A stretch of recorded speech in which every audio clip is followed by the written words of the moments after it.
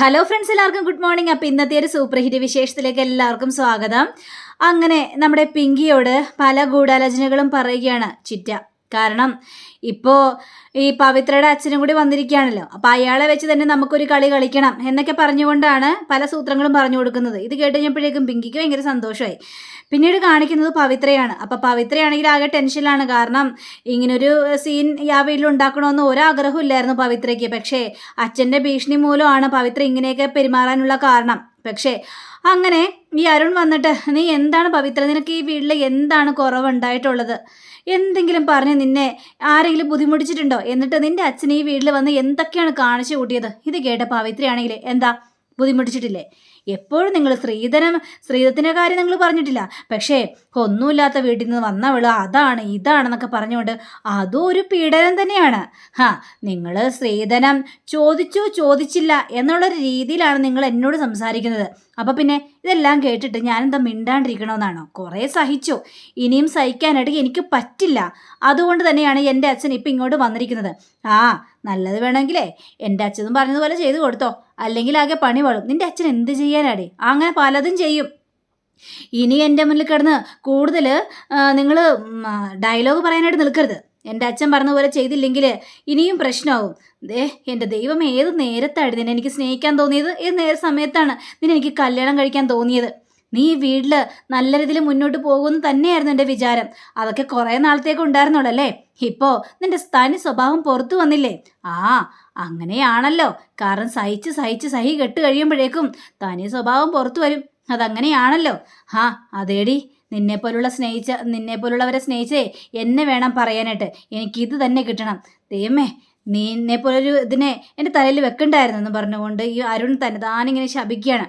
അങ്ങനെ അരുൺ അവിടെ നിന്ന് പോയി കഴിഞ്ഞപ്പോഴേക്കും പവിത്രയ്ക്കാണ് സങ്കടം തോന്നുകയാണ്. അങ്ങനെ പിന്നീട് കാണിക്കുന്നത് ഈ സജയനും അതേപോലെ തന്നെ പവിത്രയുടെ അച്ഛനും ആ ഒരു കൂട്ടുകാരനും കൂടി ഇരുന്ന് ഇങ്ങനെ സംസാരിക്കുകയാണ്. അപ്പോൾ സജയൻ പറയാണ്, എടാ ഞാൻ പറഞ്ഞില്ലേ, ഇദ്ദേഹം പോയി കഴിഞ്ഞിട്ടുണ്ടെങ്കിൽ ഇന്ത്യ വരം ഇളക്കി മറിക്കുമെന്ന്. ഇപ്പം എന്തായി? ഞാൻ പറഞ്ഞതുപോലെ തന്നെ സംഭവിച്ചില്ലേ? അമ്മാവനൊരു കലക്കാണല്ലോ. ഏതായാലും കൂട്ടുകാരൻ പറഞ്ഞ സത്യം തന്നെയാണ്. എന്നെ കാണുമ്പോൾ അത്ര പെട്ടെന്ന് ആർക്കൊന്നും തോന്നൂല. കാരണം ഞാനൊരു പാവത്താനാണെന്നേ വിചാരിക്കുള്ളൂ. പക്ഷേ അവർക്കാർക്കും അറിയില്ല ഞാനൊരു പാഷാണത്തിൽ കൃമിയാണെന്ന്.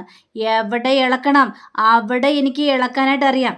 എന്നെ അടുത്തറിയുന്നവർക്ക് മാത്രമേ എൻ്റെ താനെ സ്വഭാവം മനസ്സിലാക്കാനായിട്ട് പറ്റുള്ളൂ. ശരിക്കുവേ വലിയൊരു പടക്കം തന്നെ, വെടിക്കെട്ടാണ് ഞാൻ. ഇത് കേട്ട് കഴിഞ്ഞപ്പോഴേക്കും നമ്മുടെ സജയൻ മനസ്സ് ചിന്തിക്കുകയാണ്, അറിയാടോ, താൻ ശരിക്കൊരു വെടിക്കെട്ടാണെന്ന് എനിക്കറിയാം. അതുകൊണ്ടാണല്ലോ ഈ ഒരു കളിക്ക് തന്നെ മുൻകൈയെടുത്ത് ഞാൻ ഇറക്കിയത് എന്നും പറഞ്ഞുകൊണ്ട് സജയൻ ഇങ്ങനെ സംസാരിക്കുകയാണ്. ഏതായാലും നന്നായി. പറയേണ്ട കാര്യങ്ങളെല്ലാം ഇന്ത്യവരത്തിൽ പോയി പറഞ്ഞല്ലോ. ഇനി അവർക്കൊരു മനസമാധാനം ഉണ്ടാവില്ല. നമ്മൾ വിചാരിച്ചതുപോലെ തന്നെ കാര്യങ്ങൾ നടക്കുകയും ചെയ്യും. അങ്ങനെ ഇവർ പറഞ്ഞുകൊണ്ടിരിക്കുന്ന സമയത്ത് നമ്മുടെ ഈ ഒരു കൂട്ടുകാരൻ, ഞാനിപ്പോൾ വരാട്ടെ എന്ന് ബാത്റൂമിൽ പോയിട്ട് വരാമെന്നും പറഞ്ഞുകൊണ്ട് ഇയാൾ എണീറ്റ് പോവുകയാണ്. അപ്പോൾ ഇയാൾ എണീറ്റ് പോയി കഴിഞ്ഞപ്പോഴേക്കും മറ്റൊരു കാര്യം കാണുകയാണ്. ഈ പവിത്രയുടെ അച്ഛൻ, അതെ സജയ, നീ ആ കാർഡും എടുത്തേ. എന്താ മാവ, ആ കാർഡും എടുക്ക്. അങ്ങനെ ആ കാർഡെടുത്ത് കൈ കൊടുക്കുകയാണ്. അപ്പോൾ നോക്കിക്കഴിഞ്ഞപ്പോഴേക്കും ഞെട്ടിപ്പോയി. എടാ, നിന്റെ കൂട്ടുകാരൻ എന്ത് ജോലി എന്നാണ് പറഞ്ഞത്? അങ്ങനെ എനിക്ക് കൃത്യമായിട്ടൊന്നറിയില്ല. അവൻ എന്തോ ഒരു ബിസിനസ്സൊക്കെയാണ്. ബിസിനസ് അവന്, ആ കൂട്ടുകാരന്. എടാ, അവൻ പോലീസാണ്. പോലീസോ? അതേടാ, നീ ഇതൊന്നും നോക്കിയേ എന്നും പറഞ്ഞുകൊണ്ട് ആ ഒരു ഇതെടുത്ത് ഐഡൻറ്റി കാർഡ് അങ്ങ് എടുത്ത് കൊടുക്കുകയാണ്. ഇത് കൊടുത്തു കഴിഞ്ഞപ്പോഴേക്കും സജയനെ ഞെട്ടിപ്പോയി. പോലീസാണല്ലോ. എടാ, നീ എന്ത് ഗൂഢാലോചനയാണ് നടത്തുന്നതെന്ന് അറിയാൻ വേണ്ടി തന്നെയാണ് ആ പോലീസുകാരൻ നിന്റെ കൂടെ കൂടിയിരിക്കുന്നത്. ഇതുവരെയായിട്ടും അവൻ്റെ ജോലി എന്താണെന്ന് അവൻ പറഞ്ഞിട്ടില്ല. ഷാഡോ പോലീസാ. നിന്നെ കുരുക്കാനുള്ള പണിയാണ്. അവനെ താഴെ ഇറക്കിയില്ലെങ്കിൽ നീ പാടുപെടും എന്നും പറഞ്ഞുകൊണ്ട് ഇതേ സമയം തന്നെ ഇന്ത്യവരത്തിൽ നമ്മുടെ പവിത്രയെ ഉപദേശിച്ചുകൊണ്ടിരിക്കുകയാണ് ലക്ഷ്മിയും മോഹിനിയും അതേപോലെ തന്നെ ലക്ഷ്മിയുടെ ഭർത്താവും ഒക്കെ ചേർന്നിട്ട്. അപ്പോൾ ഇതൊന്നും സ്വീകരിക്കാനായിട്ട് പവിത്ര തയ്യാറാവുന്നില്ല. നിങ്ങൾ എന്നോട് എന്തു പറഞ്ഞിട്ട് ഒരു കാര്യമില്ല. അച്ഛനെ ഇവിടെ വന്നൊരു കാര്യം നിങ്ങളോട് ആവശ്യപ്പെട്ടിട്ടുണ്ട്, അതിനനുസരിച്ച് നടന്നാൽ മതി. ഇത് കേട്ടുകഴിഞ്ഞപ്പോഴേക്കും ഈ ലക്ഷ്മിയുടെ അച്ഛനാണെങ്കിൽ, പവിത്രേ, നീ പറയുന്നത് ന്യായമാണോ? നീ ഒന്ന് ചിന്തിച്ച് നോക്കിക്കണ്ടേ. നിന്റെ അച്ഛൻ ഇവിടെ വന്ന് പറഞ്ഞത് ശരിയാണോ? ശരിയായിട്ട് നിനക്ക് തോന്നുന്നുണ്ടോ? ഈ കുടുംബത്തിൽ പല പ്രശ്നങ്ങളും ഉണ്ടാക്കാനായിട്ട് നിൽക്കുകയല്ലേ. ദേ ഇതെങ്ങനെയെങ്കിലും സോൾവ് ആക്കാനായിട്ട് നോക്ക്. എങ്കിൽ വലിയച്ഛനൊരു കാര്യം ചെയ്യ്, എൻ്റെ അച്ഛൻ്റെ അടുത്ത് പോയി സോൾവ് ആക്കാനുള്ള കാര്യങ്ങളെല്ലാം കൊടു, അന്നേരം ശരിയാവും. ഡേ എന്നും പറഞ്ഞുകൊണ്ട് ഒച്ചത്തിൽ വിളിക്കണം. വേണ്ട, എന്നെ എടി പൊടിന്ന് വിളിച്ചിടുന്ന യാതൊരു കാര്യമില്ല, എന്നെ ഭീഷണിപ്പെടുത്തിയിട്ട് യാതൊരു കാര്യമില്ല. അച്ഛൻ പറഞ്ഞാൽ അത് അച്ചിട്ട് തന്നെയാണ്. അച്ഛൻ പറഞ്ഞ പണം കൊടുത്തേ മതിയാവുള്ളൂ. ഇത് കേട്ട മോഹിനിക്ക് കലി വരികയാണ്. അപ്പം മോഹിനി, നീ അവിടെ നിന്നേ. അല്ല, നിനക്കെന്ത് യോഗ്യത ഉണ്ടേ ഈ പണമൊക്കെ ചോദിക്കാനായിട്ട്? അല്ലെങ്കിലും ഇത് എവിടുത്തെ ന്യായമാണ്. അപ്പം ലക്ഷ്മിയും പറയാണ്, മോളെ പവിത്രേ, നീ കാണിക്കുന്നത്, നിന്റെ അച്ഛൻ കാണിക്കുന്നതൊക്കെ ശരിയാണോ? ദേ ശ്രീധനം ഇങ്ങോട്ട് തന്ന് കെട്ടിക്കേണ്ടതെന്ന് നിന്നെ, പക്ഷെ അതൊക്കെ ഞങ്ങൾ ചോദിച്ചിട്ടില്ല, ഒന്നുമില്ല. നീ ഒരു പാവപ്പെട്ട വീട്ടിൽ പെൺകുട്ടിയാണെന്ന് ഞങ്ങൾക്ക് അറിയാം. പക്ഷേ ഇത് ആദ്യത്തെ സംഭവമാണ്. നിന്റെ വീട്ടിൽ നിന്ന് നിന്റെ അച്ഛൻ വന്നിട്ട് ഇവിടെ വന്നിട്ട് പൈസ ചോദിക്കുന്നു. ഇത് എവിടുത്തെ ന്യായമാണ് മോളെ? നീ ഒന്ന് ചിന്തിക്ക്. ദേ ലക്ഷ്മി അമ്മയ്ക്ക് ഇതൊക്കെ നിസ്സാരമായിട്ടൊക്കെ തോന്നുന്നുണ്ടാവും. പക്ഷെ ലക്ഷ്മി അമ്മ എന്നെ ഒരിതായിട്ടും കണക്ക് കൂട്ടിയിട്ടില്ല, എന്നെ ഇതുവരെ വേദനിപ്പിച്ചിട്ടുമില്ല, ശ്രീധരത്തിൻ്റെ കാര്യമൊന്നും പറഞ്ഞിട്ടുമില്ല. പക്ഷേ മറ്റു ചിലരൊക്കെ ഇവിടെ കുറേ പറഞ്ഞിട്ടുണ്ട്. നീ ഒന്നുമില്ലാത്ത വീട്ടിൽ നിന്ന് വന്നല്ലേ, നിനക്ക് എന്ത് യോഗ്യതയുണ്ട്? ഇതൊക്കെ തന്നെ ഒരു പീഡനല്ലേ, മാനസികമായി പീഡിപ്പിക്കുന്നത്. അപ്പോൾ പിന്നെ ഇതൊക്കെ ഞാൻ സഹിക്കുമെന്നാണ് പറയുന്നത്? ഒരു പെണ്ണിനെ പീഡിപ്പിക്കുന്നതിലും അതിന് ചെറിയ പരിധിയൊക്കെ ഉണ്ട്. അപ്പം ഇവരിത് അനുഭവിച്ചേ മതിയാവുള്ളൂ. എൻ്റെ അച്ഛൻ മുൻകൈയിട്ട് ഇറങ്ങിയിരിക്കുകയാണ്, അതുകൊണ്ട് അച്ഛൻ പറഞ്ഞ പണം അങ്ങോട്ട് കൊടുത്തേര്. ഇത് കേട്ട് കഴിഞ്ഞപ്പോഴേക്കും ലക്ഷ്മിയുടെ ഭർത്താവാണെങ്കിൽ, ദേ പവിത്രേ, ഒരു കാര്യം ഞാൻ ഉറപ്പിച്ച് പറഞ്ഞേക്കാം, ഈ കാര്യത്തിനൊന്നും വലിയ അടുത്ത് സമ്മതിക്കുമെന്ന് എനിക്ക് തോന്നുന്നില്ല. പിന്നെ നിന്റെ അച്ഛൻ പറഞ്ഞ പോലെ തന്നെ നിന്റെ അച്ഛൻ ചോദിച്ച പണം കിട്ടത്തുമില്ല. അങ്ങനെയാണെങ്കിൽ ഒരു കാര്യം മാത്രമേ ചെയ്യാനായിട്ട് പറ്റുള്ളൂ, നിനക്ക് ഈ വീട് വിട്ട് ഇറങ്ങേണ്ടി വരും. എങ്ങനെയെന്നറിയാമോ? അരുണിനെ ഡിവോഴ്സ് ചെയ്തതിന് ശേഷം നിനക്ക് ഈ വീട് വിട്ട് ഇറങ്ങേണ്ടി വരും. ഇത് കേട്ട പവിത്ര ആകെ ഞെട്ടിപ്പോവുകയാണ്. പവിത്ര അപ്പം പക്ഷെ വിട്ടുകൊടുക്കാൻ തയ്യാറായില്ല. ഇങ്ങനെ വിട്ടുകൊടുത്തിട്ടുണ്ടെങ്കിൽ ആകെ പ്രശ്നമെന്ന് അറിയാലോ. അപ്പോൾ പവിത്ര പറയണം, അതെല്ലാം നിങ്ങൾ ചിന്തിച്ചോ, എന്താ വേണ്ടതെന്ന് നിങ്ങൾ ആലോചിച്ചോ. ഞാൻ ഈ വീട്ടിൽ നിൽക്കണമെങ്കിൽ ആ പൈസ കൊടുത്തേ മതിയാവുള്ളൂ. അല്ലെങ്കിൽ നിങ്ങൾക്ക് എന്ത് വേണമെങ്കിലും ചിന്തിക്കാം, എന്ത് വേണമെങ്കിലും തീരുമാനിക്കാം. അത് കൂടുതലൊന്നും എനിക്ക് പറയാനില്ല. എന്താണെന്ന് വെച്ചാൽ നിങ്ങൾ ആലോചിച്ച് തീരുമാനം എടുക്കുക എല്ലാവരും കൂടി ചേർന്ന് എന്നും പറഞ്ഞുകൊണ്ട് പവിത്ര മുഖത്തടിച്ച പോലെ സംസാരിച്ചിട്ട് അവിടെ നിന്ന് പോവുകയാണ്. അപ്പോൾ പവിത്ര പോകുമ്പോഴും തിരിഞ്ഞു നോക്കിയാണ്. പവിത്രയ്ക്ക് കരച്ചിൽ വന്നിട്ട് ഒരു രക്ഷയില്ല. കാരണം ദൈവമേ, എത്ര നല്ല സ്നേഹത്തോടെയാണ് ഈ കുടുംബത്തിൽ ഞാൻ കഴിഞ്ഞത്. ഇപ്പോൾ എല്ലാവരോടും എനിക്ക് തർക്കിച്ച് മറ്റുള്ളവരുടെ ദേഷ്യവും വിദ്വേഷവും ഒക്കെ സമ്പാദിക്കേണ്ട ഗതി വന്നല്ലോ എന്നൊക്കെ ആലോചിച്ചാണ് പവിത്രയുടെ സങ്കടം. അങ്ങനെ പവിത്ര ഓരോ കാര്യങ്ങൾ ഇങ്ങനെ ചിന്തിക്കുകയാണ്. പിന്നീട് കാണിക്കുന്നത് ഈ പിങ്കിയെയും ചിറ്റയാണ്. അപ്പോൾ ചിറ്റ വന്നിട്ട് പിങ്കിയോട് പറയാണ്, മോളെ ദേ ഇന്ത്യവരമാകെ ഇളകി മറിഞ്ഞൊരവസ്ഥ നിൽക്കുകയാണ്. ആ രത്നാകരനില്ലേ, നല്ല ഒരു പണിയും കൊടുത്തിട്ടാണ് ഇവിടെ നിന്ന് പോയത്. എനിക്കറിയാം ചിറ്റേ, ഞാൻ കാര്യങ്ങളെല്ലാം അറിയുന്നുണ്ട്. അയാൾ ഇങ്ങനെയൊക്കെ ഒരു പണി ഒപ്പിക്കുമെന്ന് ഞാൻ ശരിക്കും സ്വപ്നത്തിൽ പോലും വിചാരിച്ചില്ല കേട്ടോ. ഏതായാലും എല്ലാവരും അവിടെ ഇവിടെ നിന്ന് ഓരോ ഗൂഢാലോചനകളും പറഞ്ഞ് ഓരോ തീരുമാനങ്ങളൊക്കെ എടുക്കുന്നുണ്ട്. പേടിച്ച് വരച്ച് ഓരോരോ മൂലക്കാണ് ഇരിക്കുന്നത്. ഇതൊക്കെ കാണുമ്പോൾ എനിക്ക് ചിരി വരികയാണ്. ഇടഞ്ഞപ്പോഴേക്കും അതേ മോളെ, ഇതിങ്ങനെ തന്നെ പോട്ടെ. പക്ഷെ മോളെ വേറൊരു കാര്യമുണ്ടല്ലോ, മോളെ രാമേശ്വരത്ത് പോകുന്ന ഇതെന്തായി, യാത്ര എന്തായി? അതൊന്നും പറഞ്ഞില്ലല്ലോ. അയ്യോ, അത് പിന്നെ ചിറ്റേ, ഇവിടെ ഇത്തരം പ്രശ്നങ്ങൾ നടക്കുമ്പോൾ എങ്ങനെയാണ് ഇതിനെക്കുറിച്ചൊക്കെ സംസാരിക്കാൻ സമയം കിട്ടുന്നത്? അതുകൊണ്ടൊന്നും സംസാരിച്ചില്ല. ഇവിടെ അങ്ങനെ പല പ്രശ്നങ്ങളും ഉണ്ടാകും, അതൊന്നും നിന്നെ ബാധിക്കാനായിട്ട് പാടില്ല. നീ ഗൗതത്തിനോട് പറഞ്ഞിട്ടുണ്ട് എന്നെ രാമേശ്വരത്ത് കൊണ്ടുപോകണമെന്ന്. അതെത്രയും പെട്ടെന്ന് നടക്കണം. നീ ചോദിച്ചായിരുന്നു? ഞാൻ ചോദിച്ചൊന്നുമില്ല. ചോദിക്കണം, ഇപ്പം തന്നെ ചോദിക്ക് എന്നിങ്ങനെ പറഞ്ഞു കഴിഞ്ഞപ്പോഴേക്കും നമ്മുടെ പിങ്കി ഗൗതത്തിനെ വിളിക്കുകയാണ്. അപ്പോൾ ഗൗതം ഫോൺ എടുക്കുകയാണ്. എന്താ പിങ്കി? ഗൗതം എവിടെയാ? ഗൗതം, ഞാൻ പുറത്തേക്ക് ഇറങ്ങിയതാണ്.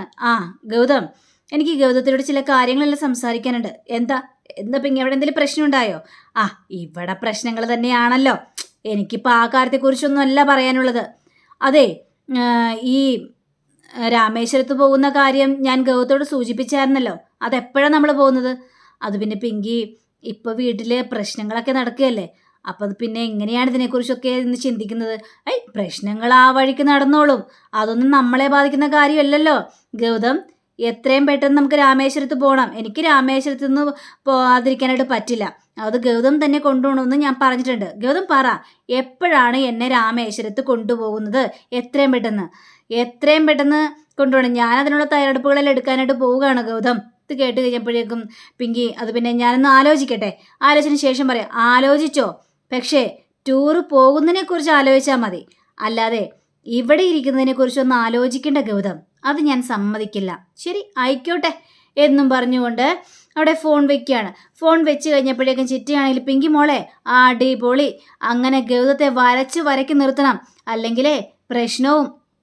നിന്റെ വയറ്റിലെ കുഞ്ഞു വളർന്ന് പുറത്തേക്കൊന്ന് വരുന്നത് വരെ ഉള്ളൂ ഈ ഒരു കാര്യങ്ങളൊക്കെ. അതിനു മുമ്പ് തന്നെ നീ ഗൗതത്തെ എങ്ങനെയെങ്കിലും മണിയടിച്ച് പോക്കറ്റിലാക്കണം, അല്ലെങ്കിൽ നിന്റെ ജീവിതം നഷ്ടപ്പെടും. അത് ഞാൻ പറഞ്ഞത് ശരിയുള്ള കാര്യം തന്നെയാണ്.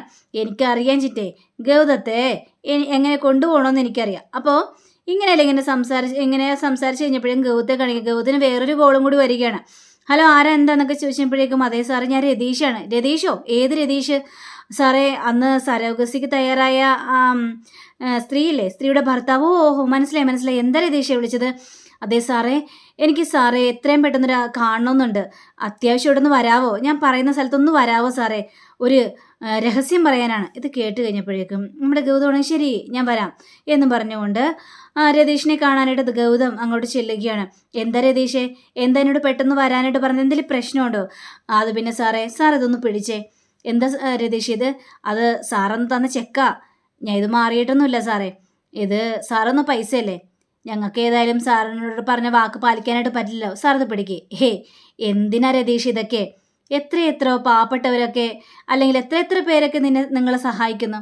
അപ്പോൾ ഞങ്ങളും നിങ്ങൾക്ക് സഹായം ചെയ്തു എന്ന് മാത്രം കരുതിയാൽ മതി, അല്ലാതെ പൈസ എന്ത് തിരിച്ചു വേണ്ടേ? ഇല്ല സാറേ, എൻ്റെ ഈ ഒരു മാനസികാവസ്ഥയിലും എൻ്റെ ഈ ഒരു കഷ്ടപ്പാടിലും ഈ പൈസ സാറും തിരിച്ചു തന്നൊന്നും എനിക്ക് ആഗ്രഹം ഉണ്ടായിരുന്നില്ല. പക്ഷേ എൻ്റെ ഭാര്യ വലിയൊരു ചതി ചെയ്തു. അത് നിങ്ങളോട് ഒരു ചതി ചെയ്തു. ആ ചതി ഞാൻ അറിഞ്ഞു കഴിഞ്ഞപ്പോഴേക്കുവേ എനിക്ക് സഹിക്കാൻ പറ്റിയില്ല. അതുകൊണ്ടാ ഞാൻ ഇതും കൊണ്ട് ഇങ്ങോട്ട് വന്നത്. ചതിയോ? എന്ത് ചതി സാറേ? അത് പിന്നെ ഈ ഇടക്കാണ് ഞാൻ ആ കാര്യങ്ങൾ അറിഞ്ഞത്. എന്താന്ന് വെച്ചാൽ പറ രതീഷേ, എന്താ സംഭവം? അത് പിന്നെ സാറേ എന്നും പറഞ്ഞുകൊണ്ട് അന്ന് പിങ്കി രതീഷിൻ്റെ ഭാര്യയെ കാണാൻ വേണ്ടി വന്നതും ഇവ രണ്ടുപേരെയും കൂട്ടിക്കൊണ്ട് ഒരു ലാബിലേക്ക് പോയതും അതിനുശേഷം പിങ്കി അവിടെ നിന്ന് രക്ഷപ്പെട്ടതും പിന്നെ ഹോസ്പിറ്റലിൽ വന്നപ്പോൾ അതേ പിങ്കി സരോഗസിക്ക് തയ്യാറായ ആ ഒരു കാര്യവും എല്ലാം ഈ ഗൗതത്തോട് തുറന്നു പറയുകയാണ്. ഇതെല്ലാം കേട്ട ഗൗതം ആകെ ഞെട്ടി വരച്ചു പോവുകയാണ്. എന്താ രതീഷേ, താൻ പറഞ്ഞ മുഴുവൻ സത്യം തന്നെയാണോ? അതെ സാർ, പക്ഷേ അവരുടെ ആ ഒരു രീതിയും പെരുമാറ്റമൊക്കെ കണ്ടപ്പോഴേ എനിക്ക് അവർ നല്ലവളാണെന്ന് എനിക്ക് തോന്നുന്നില്ല കേട്ടോ. എന്തോ ഒരു ട്രാപ്പിൽ പെടുത്താൻ വേണ്ടിയാണ് സാറേ അവരങ്ങനെ എല്ലാം ചെയ്തു കൂട്ടിയത്. അല്ലെങ്കിൽ ഇത്തരത്തിലൂടെ ഒരു കള്ള വഴിയിലൂടെ അവരങ്ങനെ ചെയ്യില്ല സാറേ. എനിക്ക് മനസ്സിലായി രതീഷേ, എനിക്കെല്ലാം മനസ്സിലായി. ഏതായാലും കറക്റ്റ് സമയത്ത് തന്നെ വന്നാടോ താൻ ഈ കാര്യങ്ങളെല്ലാം പറഞ്ഞത്. പിന്നെ ഈ പൈസ അതെനിക്ക് വേണ്ട, അത് താൻ തന്നെ വെച്ചോ. ഇത് തനിക്ക് തന്നെ ഒരു ഉപകാരമായിട്ട് മാത്രം കരുതിയാൽ മതി. പിന്നെ എനിക്ക് തൻ്റെ ഭാര്യ ഒന്ന് കാണണമല്ലോ. എവിടെ എന്ന് ചോദിച്ചപ്പോഴേക്കും അത് പിന്നെ സാറേ എത്രയും പെട്ടെന്ന് എന്നെ വന്ന് കാണണമെന്ന് പറ. ചില കാര്യങ്ങളെല്ലാം എനിക്ക് തീരുമാനിക്കാനുണ്ട്. ഏതായാലും ഇനി ഇത് വെച്ച് പൊറപ്പിക്കുന്ന ഇതില്ല എന്നും പറഞ്ഞുകൊണ്ട് നമ്മുടെ ഗൗതം നല്ലൊരു മറുപടി കൊടുക്കുകയാണ്. അപ്പോൾ ഗൗതം സത്യങ്ങളെല്ലാം തിരിച്ചറിഞ്ഞിരിക്കുകയാണ്. അപ്പോൾ പിങ്കിക്ക് നല്ല ഇടിവെട്ട് പണി തന്നെയായിരിക്കും ഇനി കിട്ടാനായിട്ട് പോകുന്നത്. അങ്ങനെ പിന്നീട് കാണിക്കുന്നത് നമ്മുടെ സജയനെയാണ്. അപ്പോൾ സജയൻ ആ കൂട്ടുകാരനോട് ചോദിക്കുകയാണ്. അപ്പോൾ ഈ കൂട്ടുകാർ ഇവർ രണ്ടുപേരും ഇങ്ങനെ നോക്കിക്കൊണ്ടിരിക്കുകയാണ്. ഈ കൂട്ടുകാരനെ ഇതെന്ത് നിങ്ങൾ എന്നെ ഇങ്ങനെ തുറിച്ച് നോക്കുന്നത്? എടാ നിന്റെ ജോലി എന്താ? അല്ല നീ എന്താ ഇപ്പം എൻ്റെ ജോലിയെക്കുറിച്ച് അറിയാനുള്ളൊരു ത്വര നിനക്ക്? അല്ല നീ അതിനെക്കുറിച്ച് പറഞ്ഞില്ലല്ലോ. നിനക്ക് പോലീസിലാണോ ജോലി? അപ്പോൾ ഇയാളൊന്നും മിണ്ടാതിരിക്കുകയാണ്. ഇനി ഞങ്ങളോട് മറച്ചു വെക്കേണ്ട കാര്യമൊന്നുമില്ല. എന്നാൽ ഇത് നോക്ക്. അപ്പോൾ ആ ഇവിടെ ഒരു ഐഡൻറ്റിറ്റി കാർഡ് ഇങ്ങനെ നോക്കിക്കഴിഞ്ഞപ്പോഴേക്കും മനസ്സിലാവണം നീ അപ്പോൾ ചതിക്കുകയായിരുന്നല്ലേ. ഞങ്ങളെ ചതിക്കുകയായിരുന്നല്ലേ എന്നൊക്കെ പറഞ്ഞപ്പോഴും ഞങ്ങളെന്ത് ചതിച്ചു? എടാ നീ ഒരു കാര്യം മനസ്സിലാക്കണം. നീ ഇതുവരെ എൻ്റെ ജോലി ചോദിച്ചു എന്താന്ന്? ഇല്ലല്ലോ. നീ ഒന്ന് ആലോചിച്ച് നോക്ക്. ഞാൻ എവിടെയാണ് ജോലി ചെയ്തതെന്ന് നീ ചോദിച്ചില്ല. അപ്പോൾ പിന്നെ ചോദിക്കാതെ സ്ഥിതിക്ക് ഞാൻ എന്തിനാ പറയുന്നത്? അതുകൊണ്ട് ഞാൻ പറഞ്ഞൂല്ല. എടാ നീ എന്തൊക്കെ പറഞ്ഞാലും നീ എന്നോട് എന്തിനാ മറച്ചു വെച്ചത്? മറക്കേണ്ട ആവശ്യമൊന്നും ഉണ്ടായിരുന്നില്ല.